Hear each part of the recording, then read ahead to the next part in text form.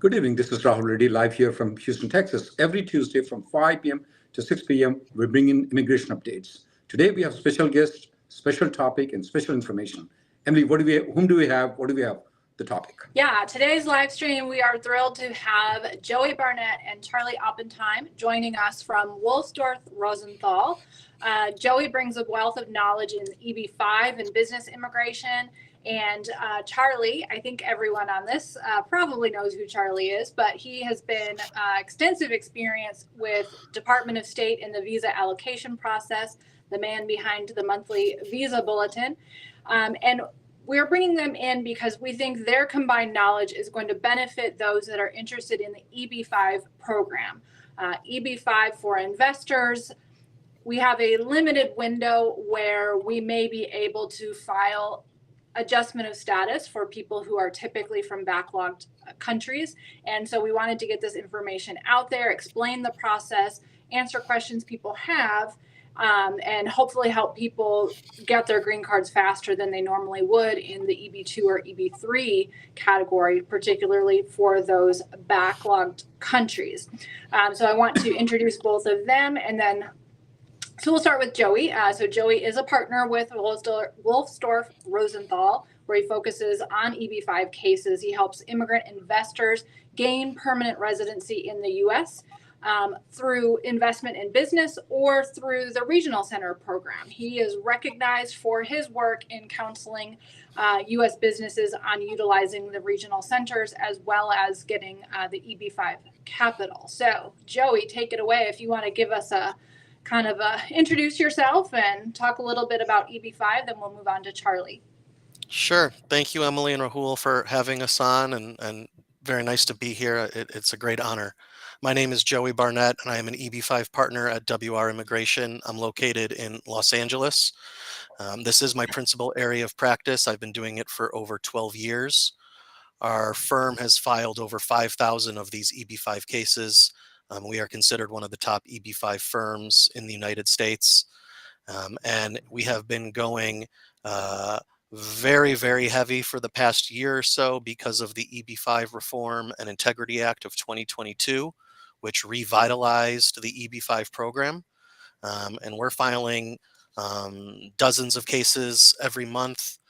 Chinese nationals abroad, Indian nationals in the United States on H-1B, folks who are in the United States on F-1. It is a very exciting time right now for EB-5, and that's why we are so happy to be here and to be able to provide this message to folks who are in the United States, who are stuck in visa backlogs. And we're going to get into what this new law created and why this opportunity is so important to take advantage of right now.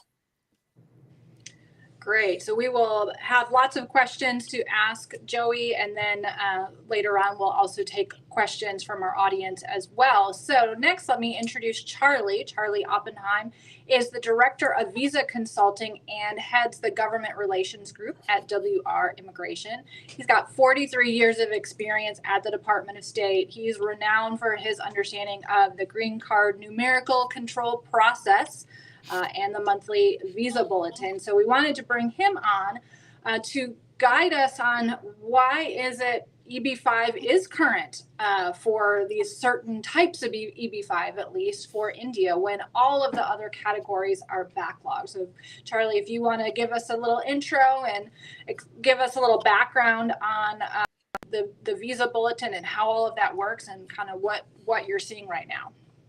Sure. The visa bulletin is intended to represent visa availability for the upcoming month, or in this case, the January bulletin, what's happening now. It's not intended to predict what will be happening at the time an applicant is ready for final action. So the fact that the reserved categories are listed as current now should not be misconstrued to mean that they will be current at the time an applicant's petition is ready for final action after it's approved at some point. But as Joey mentioned, the new RIA program was kind of a boost to the entire industry. It's created 3 set-aside categories the rural, which gets 20% of the available numbers, set aside numbers, the high unemployment area, which gets 10, and the infrastructure category, which gets a mere 2%. At the current time, there is not enough demand based on approved petitions to use the amount of visas numbers that are available in the 3 reserved categories to reach the limit. Therefore, all the categories are listed as current. I believe they will continue to be listed as current throughout this fiscal year of 2024 and well in to fiscal 2025, maybe till the second half, sometime in the second half of fiscal 2025. Again, because it will be probably a long time before a sufficient amount of numbers are being used to require the establishment of a final action date. And to sum it up, a final action date should only be listed in the visa bulletin when and if the amount of eligible demand will exceed the annual limit. All right. So let's get back to the EB5, kind of this RIA and these different set-aside categories. Now, my recollection from the RIA was that EB5, to file the adjustment status, your petition had to be approved first, right? So is that different now? That is one of the big changes with the RIA. It allowed for the filing of an adjustment of status concurrently with an EB5 petition or prior to its approval. And because of that, and because the visa bulletin is current for these reserved visa categories, folks who are in the United States who are eligible to file an adjustment of status and file their EB5 case after making the investment can transition to the green card right now. So yes, that is a big change that happened as of March of 2022. And one point I wanted to sort of just piggyback off of what Charlie was saying is that before the EB5 Reform Act, there were different categories for EB5. It was sort of TEA or non-TEA. And what the State Department did after the EB5 Reform and Integrity Act is they pretty much combined those and put them all together for cases that were filed before the Reform and Integrity Act went into effect. So for investors who filed before March of 2022, they're all in a separate visa category than new investors who are filing in rural or high unemployment or infrastructure projects. Those new visa categories came into existence with the Reform and Integrity Act. And like Charlie mentioned, there just hasn't been enough approvals by USCIS in order to show that there is sufficient demand to create a final action date. And because of that, I would call it government inertia or USCIS processing times. There is a very unique opportunity for filing of the adjustment today with the EB5 petition. And our audience knows once you file the adjustment of status, you get the EAD, you get the advanced paroles, you have visa-free travel, you potentially can lock in your child's age under the Child Status Protection Act, because what's different with EB5 compared to those with an I-140, those that have an I-140 know that you can subtract the amount of time the I-140 was pending from the child's age, and if it makes it under 21 in certain circumstances, that child is still considered a child, even if their real age turns 21. But with EB5, this I-526, now, if I'm understanding it correctly, they're not delaying the adjudication of it, but they're leaving it pending until the priority date becomes current, which allows additional time for the age to be subtracted from the age. So we kind of have a way, in addition to just filing the adjustment of status, getting the EAD, getting the AP, also a way to lock in the child's age, right? For those that are close to aging out right now.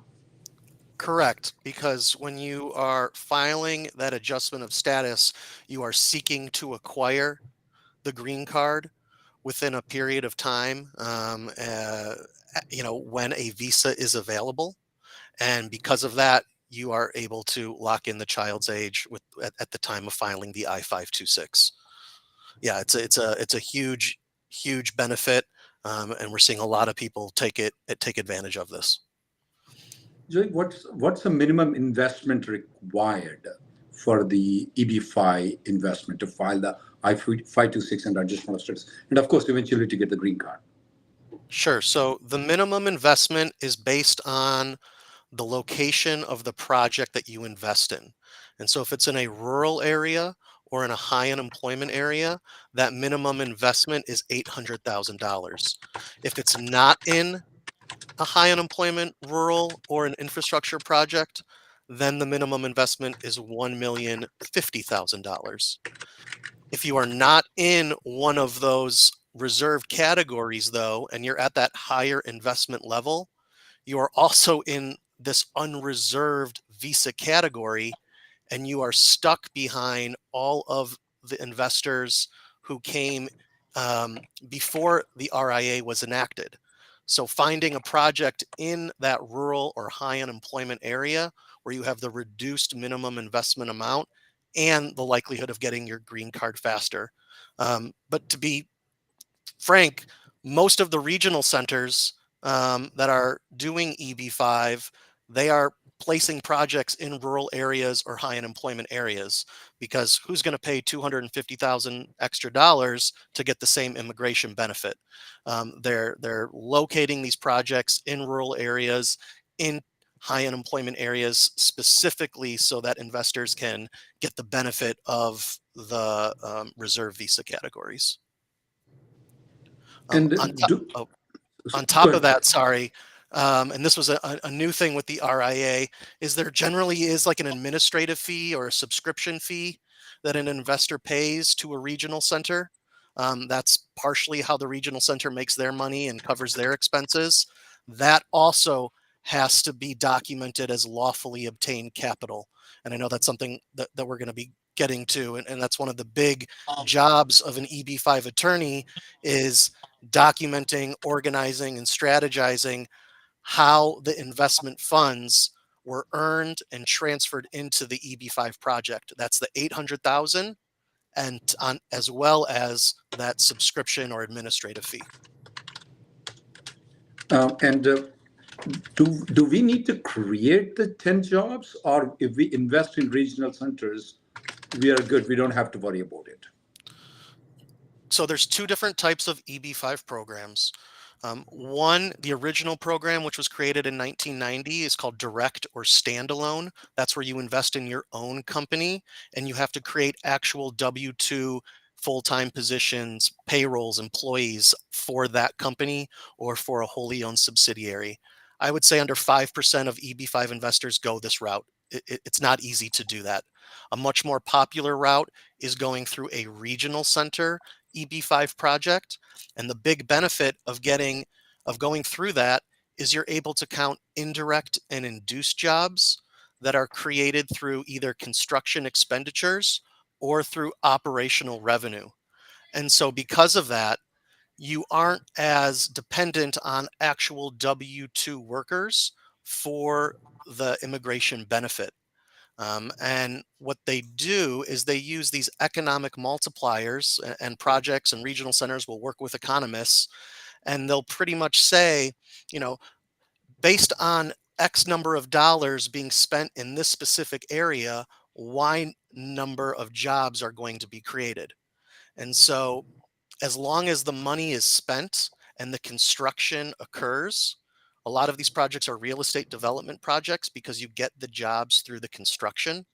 And as long as that construction occurs and the money is injected into the economy, then those jobs are created based on these economic multipliers that are created by the US government. And so that's one way to mitigate your immigration risk, is to find a project where the job creation has already begun, or really just needs your final investment funds to complete the project and get all of the jobs that are necessary for your removal of conditions. So that is a big difference between regional center and direct, and one of the main reasons why more people use, and significantly more people go the regional center route. Jay, why don't you walk me through, if I have the $800,000 investment in my bank, and walk me through what are the steps involved in it? When would I get when would I typically get the EAD? When would I get the temporary green card? When would I get the permanent green card? Can you walk through the steps through from the basic, from the start to finish? Sure. So before filing the actual application, you need to work with an immigration attorney who knows what they're doing regarding source of funds to document how that money was earned. Once you get the green light from the attorney that, hey, this can be approved by USCIS, and I want to get into this a little bit more afterwards, but once you get that green light from an immigration attorney, you make the investment. The investment is received by the company. They give a confirmation of receipt, and then we submit that application and all of the documents related to the source of funds with USCIS. At the same time and in the same application, we are able to submit an adjustment of status application, an employment authorization document application, and an advanced parole application for the investor, for the investor's spouse, and any unmarried children under the age of 21. Those all go in together.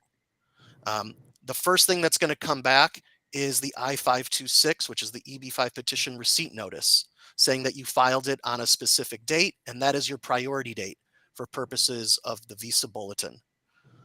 The next thing that will come is your EAD, advanced parole. That will come in as quick as 3 months or so after filing the application. And right now, what we've seen, our folks are getting the EAD advanced parole combo card that is good for 5 years. And that's an excellent way to have some freedom. If you're, here on an F or on an H-1B, having that EAD can provide a lot of relief to people. Once that is approved, your I-526 still remains pending though. And they will only adjudicate your I-526, which is the EB-5 petition, if they have first approved the project-based application for which you have invested, or in which you have invested. And so the way that it works is that a regional center files its own application sponsoring the project that USCIS must adjudicate first. Once that gets approved, then, and as quick as 6 weeks to 2 months afterwards, we're seeing I-526 associated with that project getting adjudicated. And so when I'm talking with prospective investors, one of the things I'm looking at, telling them is, hey, does this project have an I-956F approval? If not, when was the regional center's I-956F filed? Because that will impact how quickly USCIS adjudicates the EB-5 petition. Once the EB-5 petition is approved, then USCIS has the authority to approve the adjustment of status application. When USCIS approves the adjustment of status application, you get a conditional green card. So does your spouse and any children who are eligible. And it says that your adjustment of status was approved on date X, and your conditional green card status expires on date X plus 2 years.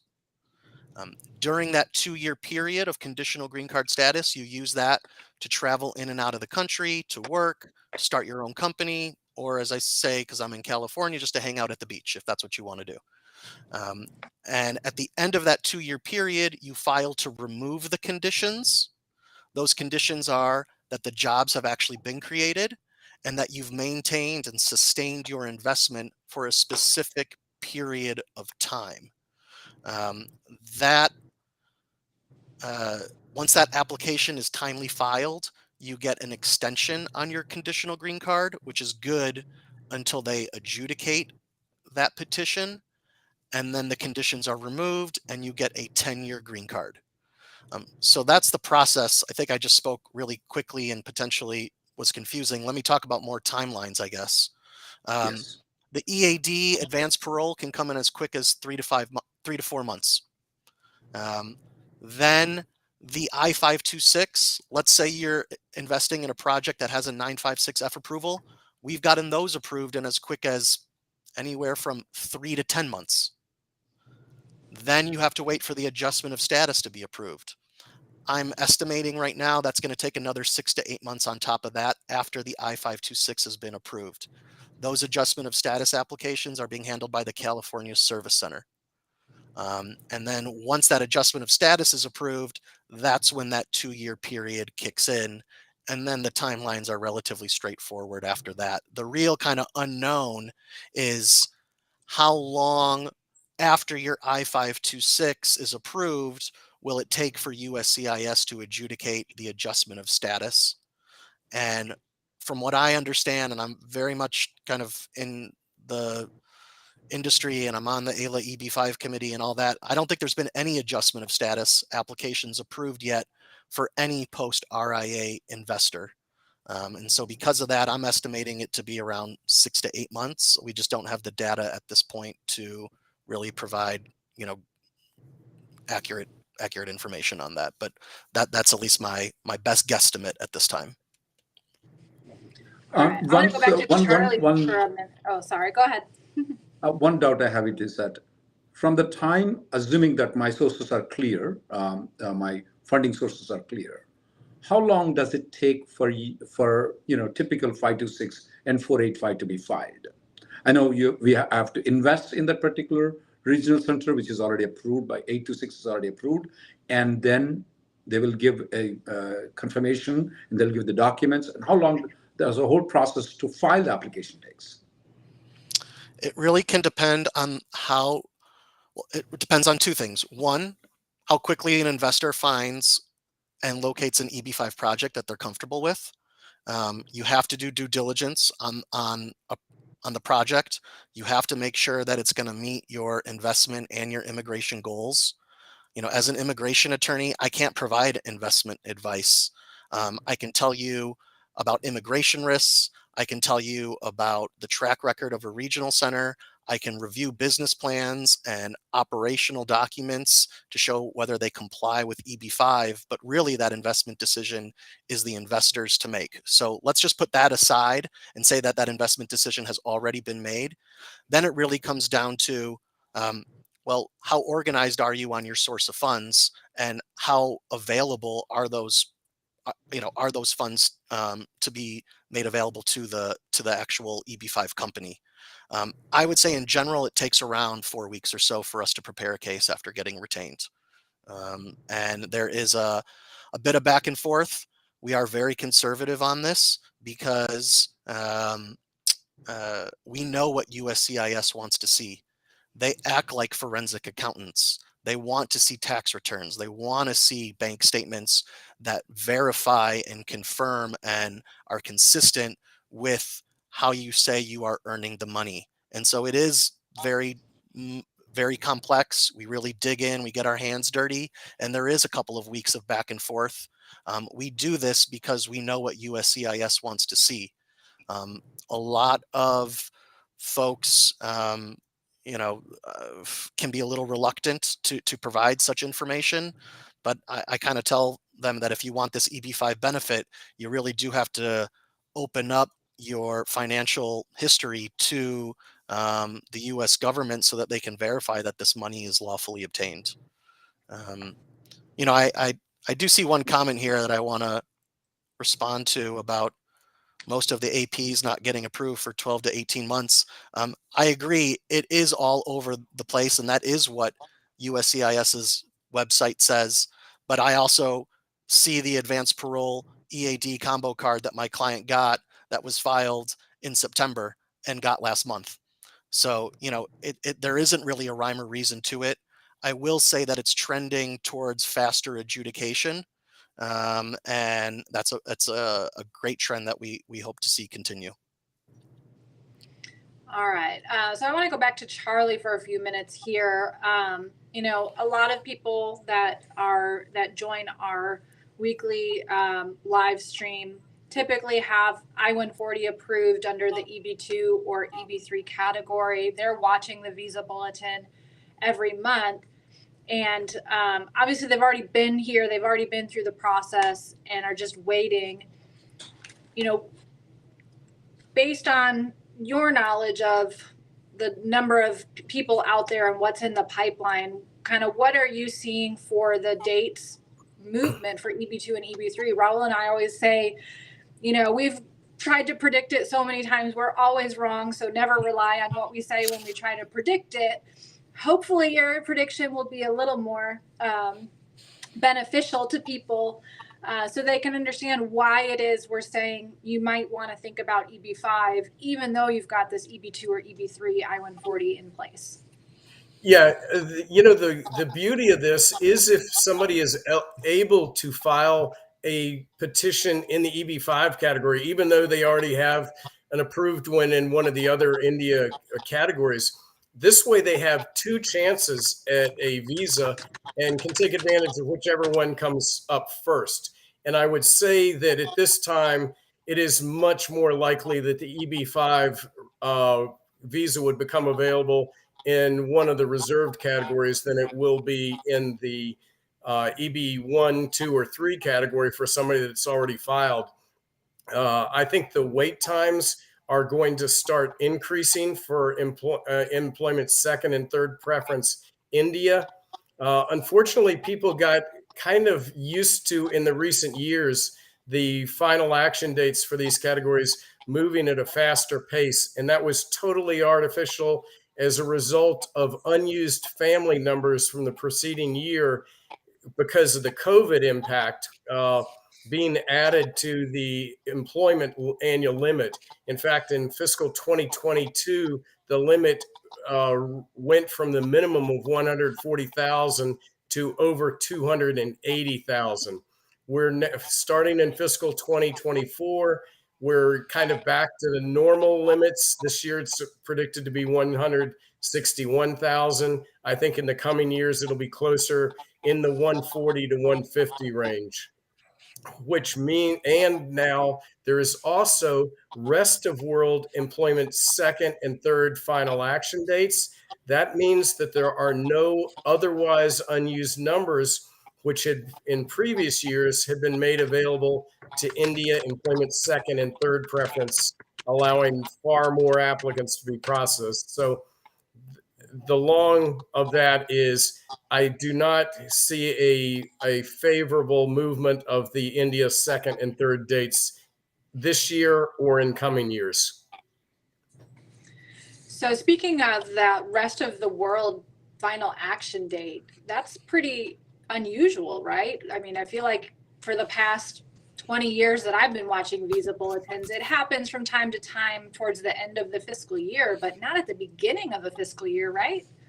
Right. It's, I think there, for whatever reasons, there are more applicants being reported as eligible for visa status now with very early priority dates.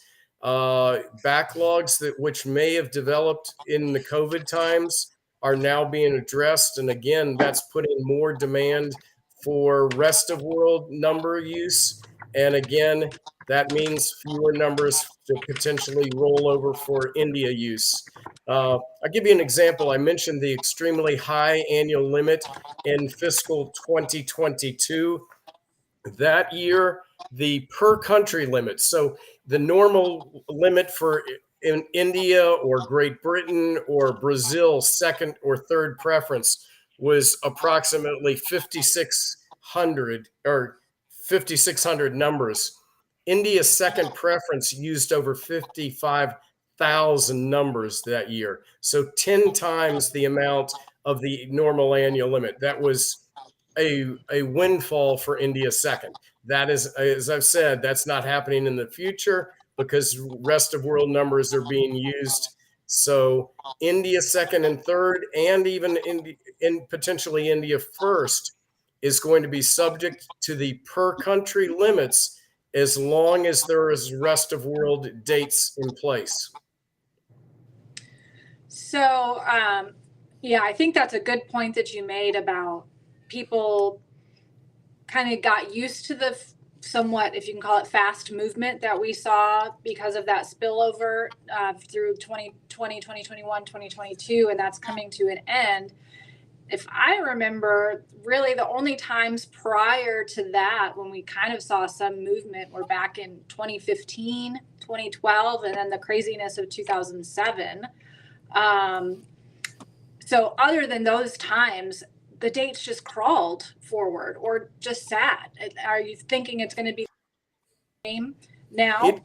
It could very well be. I remember several years ago where for the India employment second preference, there was so much demand in the weekly groupings.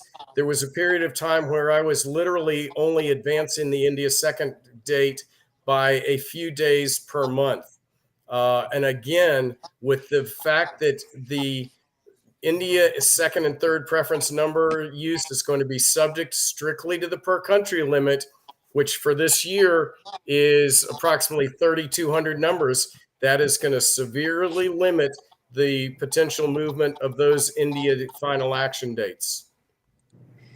And we know the per country limit, only Congress can change that. We've talked a lot before about the EAGLE Act and the Fairness for High Skilled Workers Act, and hopefully we'll, at some point see that come to fruition. But until that happens, we just are very limited options. One other question I had for you, Charlie.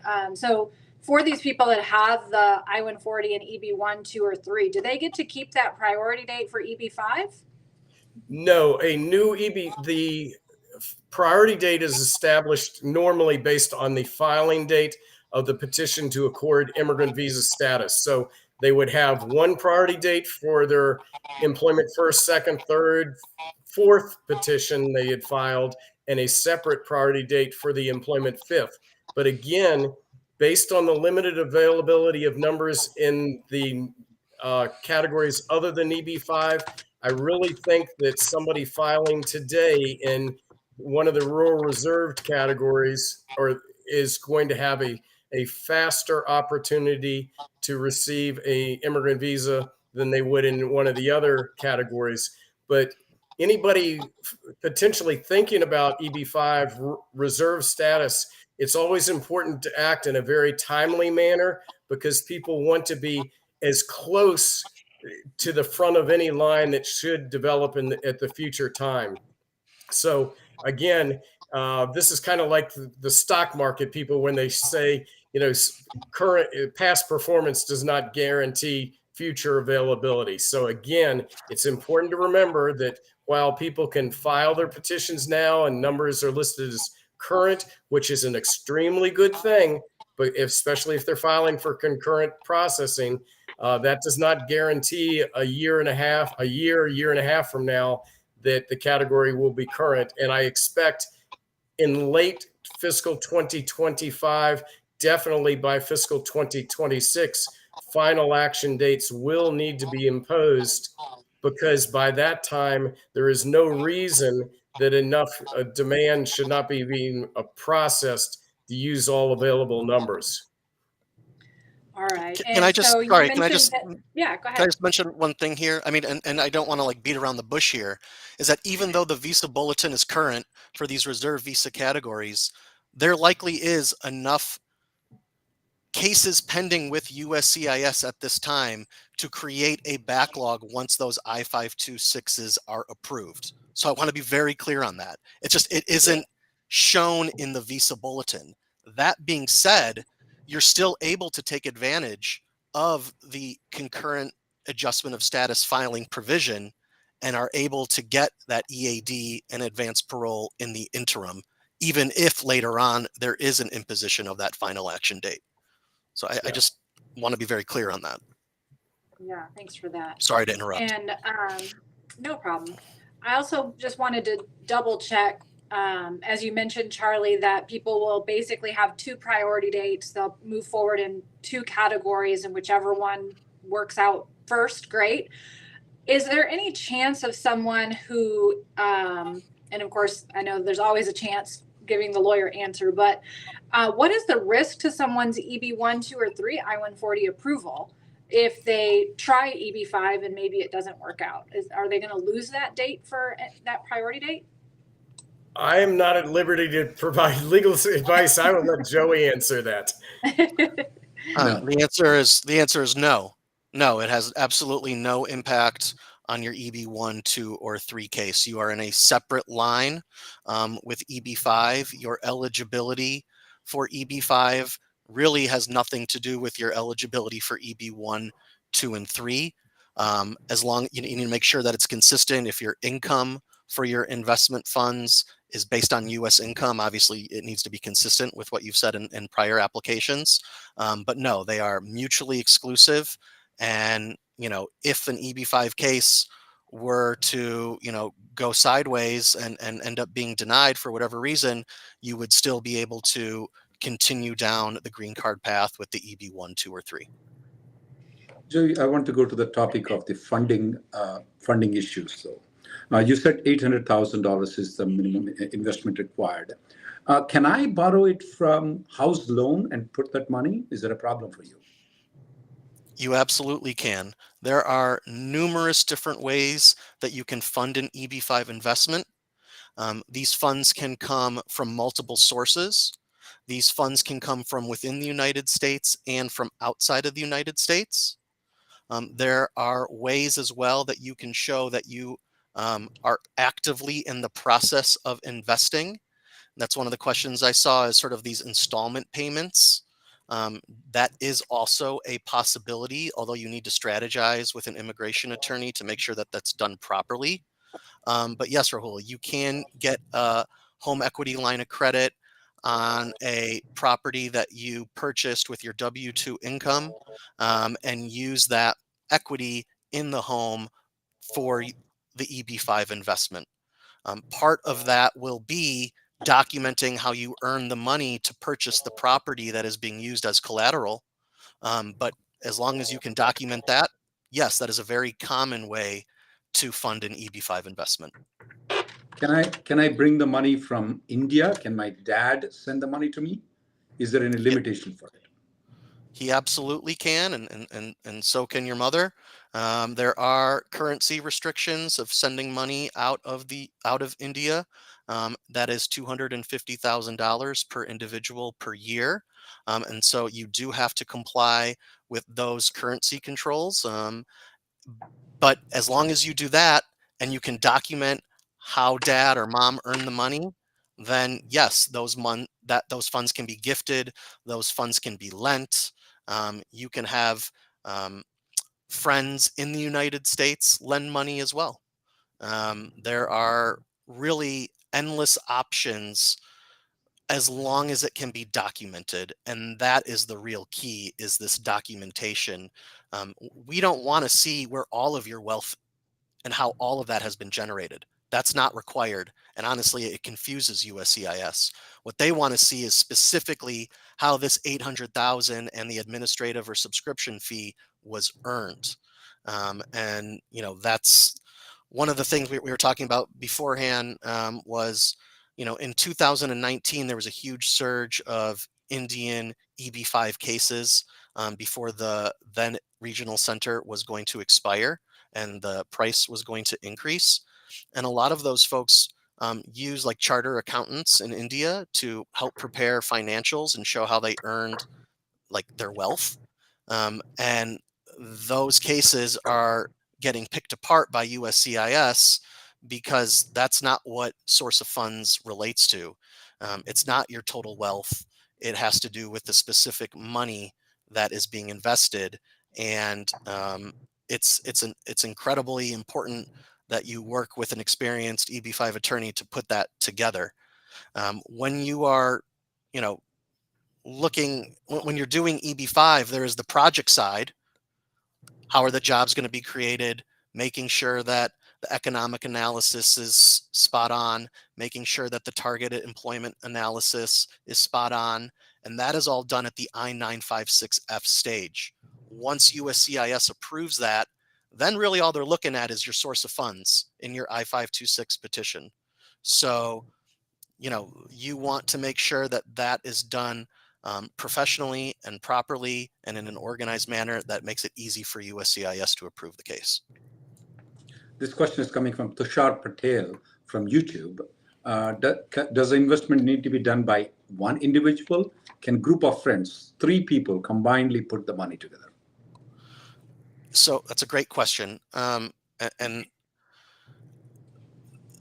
only the one immigrant investor gets the benefit based on the 800 investment. And so 2 of those friends could gift the money to the third, and then the third make the investment, and that one investor get the benefit, but all 3 would not. Yeah, it has to be personal investment funds. So let's say, you know, it can't be company money. And, you know, one of the things that USCIS is very keen to see are you're following all of the corporate formalities. So you have a successful, or your parents have a successful company in India. It's very profitable. Well, they need to distribute that profit to the shareholder, and the money needs to go from the company account to the personal account, and then from the personal account over to the investor's account. And they want to see the bank statements showing the flow of those funds. That is called the path of funds. That is equally as important as showing how the company was successful and profitable enough to distribute the distribution in the first place. All of that is part of your initial EB-5 application. When I file the EB-5 application, will my wife and my son, who is 18-year-old, will get the green card with me, or do I have to invest $800,000 separately for them? No, they get it with you. So it's the investor, the investor's spouse, and any unmarried children under the age of 21. They all get the green card benefit based on the investor's 800K investment. When can I withdraw the funds, though, if I want to withdraw it? I mean, without interrupting the green card, of course. I want to get my green card. That's the reason I invested. Sure, sure.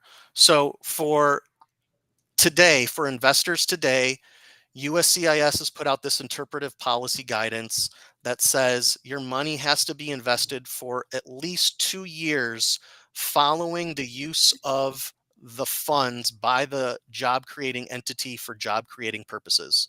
So anywhere around 2 to 3 years is what the minimum legal requirement is. What you're actually able to get your money back depends on the project that you invest in. It depends on the financial relationship between your new commercial enterprise and the job creating entity. A lot of times these projects are structured where immigrant investors make equity investments in a new commercial enterprise, and then that new commercial enterprise provides a loan to the job creating entity. And if the term of that loan is 5 years, and there is no requirement for the job creating entity to repay the loan back, then it doesn't matter what the legal requirement is. It depends on what the contract of the project is. And so, you know, there's pluses and minuses for real estate developments and having these short-term repayments. You know, really what it comes down to is when you're doing these EB-5 projects and getting your money back is, well, what's the exit strategy? You know, are they going to refinance the project? Are they going to sell the project? You know, is it the best time to do it now? Or maybe they want to wait and make sure that operational revenue can increase. Maybe they can get a better refinance later on. And that really is not the decision of the EB-5 investor so much as it is of the job creating entity. And so the short of it is that there is the legal requirement, and then there is the contractual obligation that generally trumps the legal requirement. And that's one of the things that you have to be looking at when you're doing your due diligence on the project. Well, with the current case from YouTube as a comment, I just want to, it's not a question, it's telling, hey, is it better to come here and get a degree and then work and then get the green card, or have $1 million investment and get the green card? At least the visa bulletin says that, yeah, have $1 million, invest, get the green card seems to be faster right now. Especially if you're from India. Maybe if you're from a different country, things are different. Emily, you want to go with your questions? Yeah, so one of the questions is about, your rate of return. Should people expect a rate of return? We talked about possibly getting their money back. Are we just expecting the green card? Is that our goal here? Do we think we're going to actually make money on these deals? You're not going to get rich doing EB5 in general, although there are some projects out there that are offering higher rates of return, generally associated with higher levels of risk. Most of my clients have 3 goals, and they're in priority. Number 1, make sure you get the green card. Number 2, get your 800K back. Number 3, get a return on your investment. This is not a donation. This is not a gift. It is an investment. And yeah, you need to, my advice, again, I'm not an investment or financial guy, but my advice is you want to find a project that is going to protect your green card process first, get you your capital investment back next, and then give you a rate of return. I've seen too many times in EB5 where someone offers a higher rate of return. It's sort of pie in the sky. It gets people to bite, but it's not really based on reality. And then these people end up, not getting the green card benefit because the people who were putting the project together didn't know what they were doing, or maybe they just weren't it's the first time they were doing that type of investment project. There are certain things that an investor should be looking at when evaluating EB5 projects, and that's something that we can help with, at least as it relates to the immigration side. But there's sort of financial structures. Are you investing equity into the job creating entity, or are you providing debt? If it's debt, is it secured or is it unsecured? If it's secured, what is it secured by? What is the value of the collateral? Is there senior financing also on top of that collateral as well? All of those factors impact when and how you're going to be able to get your money back. I have a very All good right. question A number of from people have been KS. asking, what if the investment or the project fails? What happens to your green card at that point? It's a great question. So project failure is a term of art, I will say. And there's a difference between failing to repay the investment and failing to create the jobs. So it is absolutely possible for the jobs to be created, the building to go up, the money to be spent, the jobs created, the green card approved, but then they aren't able to refinance, or they aren't able to sell the asset and return the money back. You still get the green card because the jobs were created, because you've sustained your investment for the applicable period of time. There's just a delay in getting the money back. Is that a project failure? It's an investment. You have to be smart when you're making that decision, but you can still get the green card as long as the jobs have been created. That's why, EB5 is a job creation program. You only get the immigration benefit if those jobs are actually created. KS has this interesting question, Joey, for you. Are there companies that help to find the projects, better projects for EB5? Absolutely. There are, well, let me say this, like I said before, as an immigration attorney, we don't provide investment or financial advice. You can speak with a registered broker dealer, with your own financial advisors. But yes, there are people in the EB5 space specifically who look at the EB5 projects, compare them in the market, and can provide you with some choices that are suitable for you to review. Yes, that's something that is a service, and you have to do your due diligence on the people doing due diligence as well, right? You want to make sure that any sort of conflicts of interest are disclosed. These folks are also getting fees for finding the investor. So there is that element of it as well. But it's always on the up and up.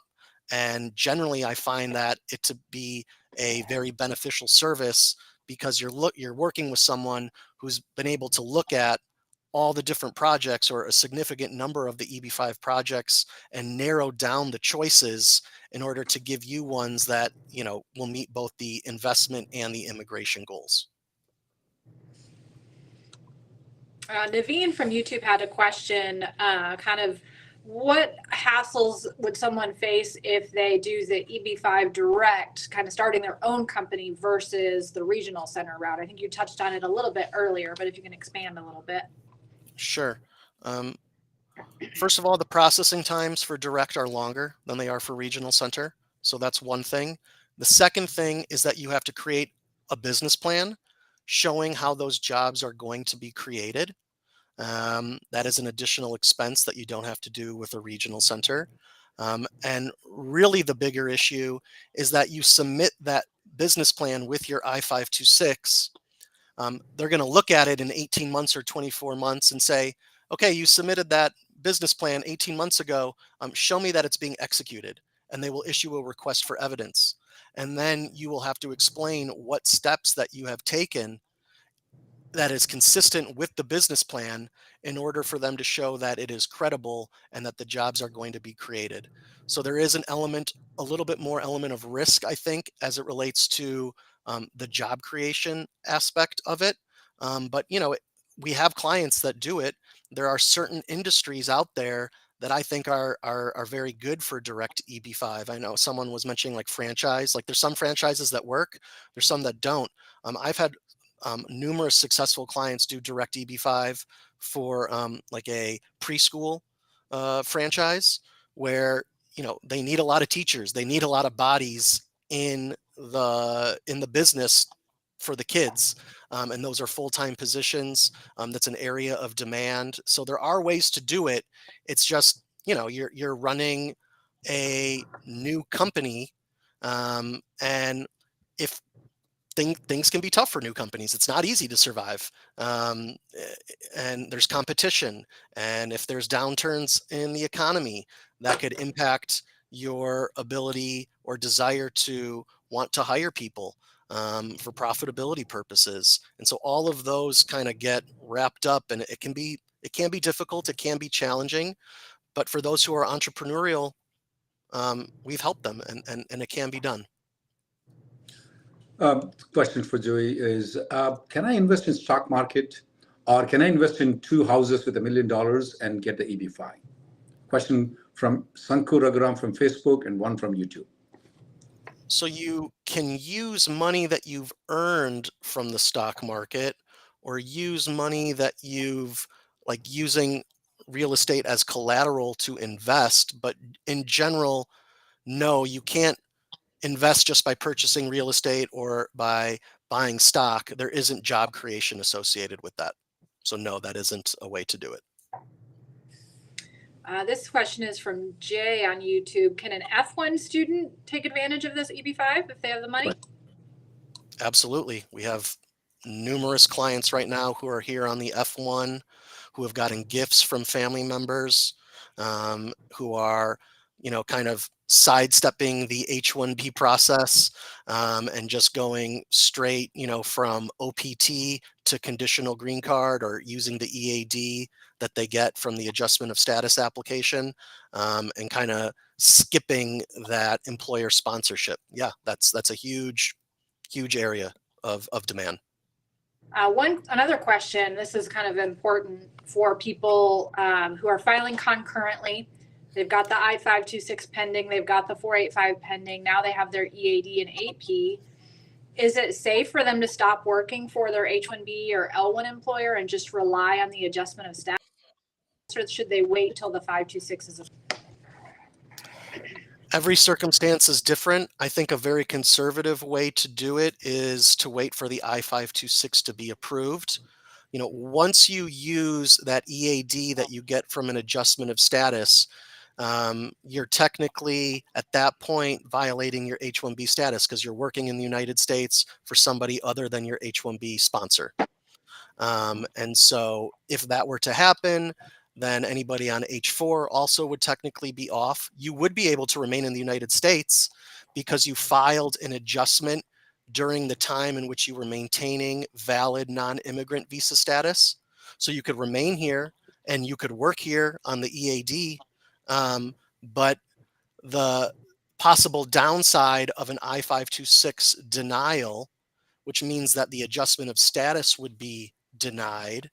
And if that were to happen and you were no longer maintaining your H visa status or non-immigrant visa status, then you would have to leave the United States, go do consular processing after doing sort of like a loose premium processing H-1B and then re-enter. So maintaining that H-1B status is advisable. But some folks can't wait to get away from their H-1B employer, and they are ready to use that EAD. They want to start their own company. They want to do their own thing, and they've been just fine. There are some travel issues involved with that we can get into, but it's kind of technical. But yeah, absolutely, you are able to remain in the United States after filing the adjustment of status. If you stopped working for your H-1B employer. Now, how much time it takes to remove the conditions, though? Now, once I get the I-526 485 approved, I'm a temporary green card holder. And what's the process involved in it? What's the documentation involved in it at that time to remove the conditions? The removal of conditions is based on really two things. Well, three. One, have the jobs been created? Two, has the money been sustained? And three, are there any like criminal or other inadmissibility deportable issues that may have occurred during the time in which you were a conditional green card? For the most part, the regional center is preparing all of the documentation related to job creation. They will work with economists to prepare a new economic study showing how many jobs actually were created. When you file that I-829 during the 90-day window before the 2-year anniversary of your conditional green card status, you get a receipt notice that says your conditional green card status, and same with your derivative beneficiaries, is extended for 48 months. And then you would then use that receipt notice and the then expired conditional green card to travel in and out of the United States.